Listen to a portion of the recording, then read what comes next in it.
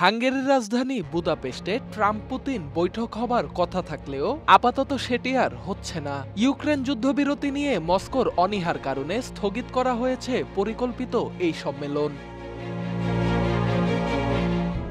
White হাউসের এক senior কর্মকর্তার বরাতে বার্তা সংস্থা রয়টার্স জানিয়েছে, ট্রাম্প এবং পুতিনের মধ্যে শীঘ্রই কোনো বৈঠকের পরিকল্পনা নেই। এর আগে মার্কিন পররাষ্ট্রমন্ত্রী মার্কো রুবিও ও রুশ পররাষ্ট্রমন্ত্রী সের্গেই লাভরভের মধ্যে একটি ফোনালাপ হলেও সরাসরি সাক্ষাতের বিষয়ে এখনো কোনো সিদ্ধান্ত হয়নি।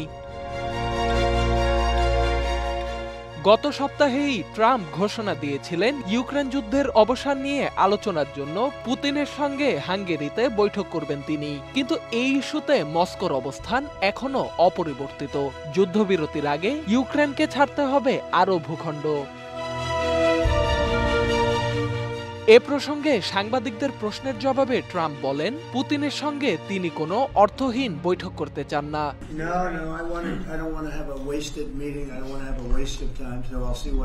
তবে ইঙ্গিত দেন আগামী দুদিনের মধ্যেই নতুন কিছু ঘটতে পারে। অন্যদিকে পুতিনের ঘনিষ্ঠ সহযোগী কিরিল দিমিত্রিয়েভ দাবি করেছেন, বৈঠকের প্রস্তুতি এখনো চলছে।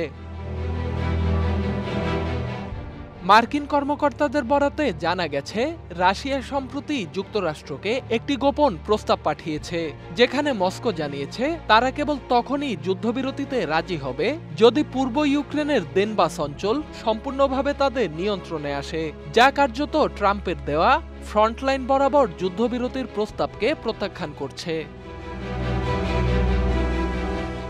এর আগে বৃহস্পতিবার ইউক্রেনের প্রেসিডেন্ট জেলেনস্কির ওয়াশিংটন সফরের ঠিক আগে ফোনে কথা বলেন ট্রাম্প ও পুতিন। এর পরপরই ট্রাম্প বলেন, পরিস্থিতিতে অসাধারণ অগ্রগতি হয়েছে। 2 সপ্তাহের মধ্যেই হাঙ্গেরিতে মুখোমুখি আলোচনার ঘোষণা দেন এই দুই নেতা। সেই অনুযায়ী বুদাপেস্টে বৈঠকের প্রস্তুতিও শুরু হয়েছিল, তবে এখন তা অনির্দিষ্টকালের জন্য স্থগিত করা হলো। সোহান আল রাজি, ডেস্ক রিপোর্ট।